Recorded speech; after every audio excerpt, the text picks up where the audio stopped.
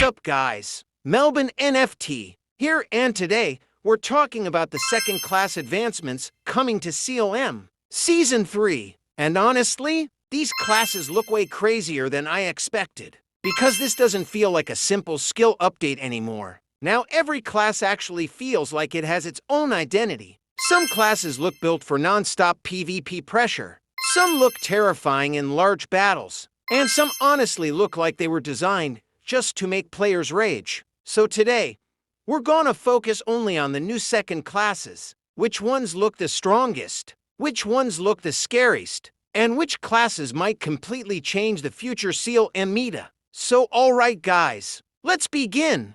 Sword Saint is the second class advancement of Warrior. First, let's talk about Sword Saint. Honestly, this class feels like pure aggression.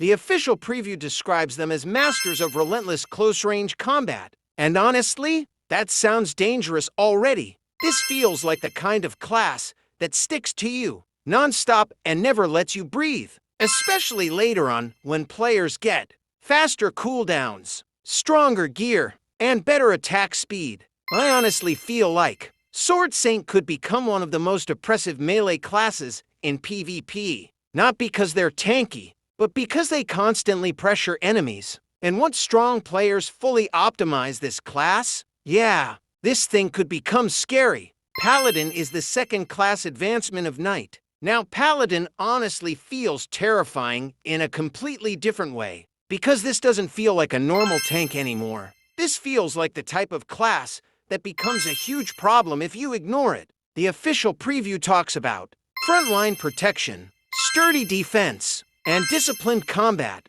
But honestly, classes like this usually become monsters later in MMORPGs. Because when a tank survives forever, protects teammates, and still deals meaningful damage, they become extremely annoying to fight. And in future guild boss or large-scale PvP content, I honestly think paladins are gonna become very important. Cryomancer is the second class advancement of Mage. Okay, Cryomancer honestly looks terrifying. This class feels like pure battlefield control. Ice magic, crowd control, huge ranged pressure. Yeah, this honestly sounds like future PvP chaos. Because once larger fights start happening, classes that control movement become insanely valuable. And honestly, I already feel like Cryomancer might become one of the most hated PvP classes later on. Imagine getting frozen from range while other players jump on you immediately after. That sounds brutal. And the scary part? This class probably gets stronger the more organized PvP becomes. Inquisitor is the second class advancement of Cleric. Now Inquisitor honestly surprised me the most, because this isn't just a healer anymore. The official preview says they can protect allies, support teams, and contribute offensively. And honestly, those hybrid support classes are usually super valuable in MMORPGs, because everybody wants a teammate that can heal, survive, buff, and still help with damage. I honestly think strong Inquisitor players are gonna become very important later in Season 3, especially in difficult content. Chef is the second class advancement of Gourmet. Now Chef honestly feels like the Chaos class. This class just sounds unpredictable. Combat inspired by cooking already sounds insane enough. And usually, these weird-looking classes become dangerous once players fully understand how to use them properly. Because sometimes, the most unexpected class suddenly becomes annoying in PvP, strong in team fights, or secretly broken. So honestly, I would not underestimate Chef players this season. Assassin is the second class advancement of Jester. Now Assassin, this class honestly sounds terrifying. Fast movement, rapid attacks, precision strikes, exploiting openings. This sounds exactly like the type of class that suddenly deletes you before you even react. And burst classes usually become even scarier later once stronger equipment enters the game, especially with mythic equipment, arcane stones, and future stat scaling. I honestly feel like Assassin players are gonna become some of the scariest PvP players later in Season 3, especially the highly geared ones. Archer is the second-class advancement of Hunter. Now Archer honestly looks much stronger than I expected, because this no longer feels like a simple ranged class. This feels like a class designed for constant pressure, precision, and scaling damage. And honestly, I think Archer might become one of the strongest DPS classes later in the game, especially for bossing, guild boss content,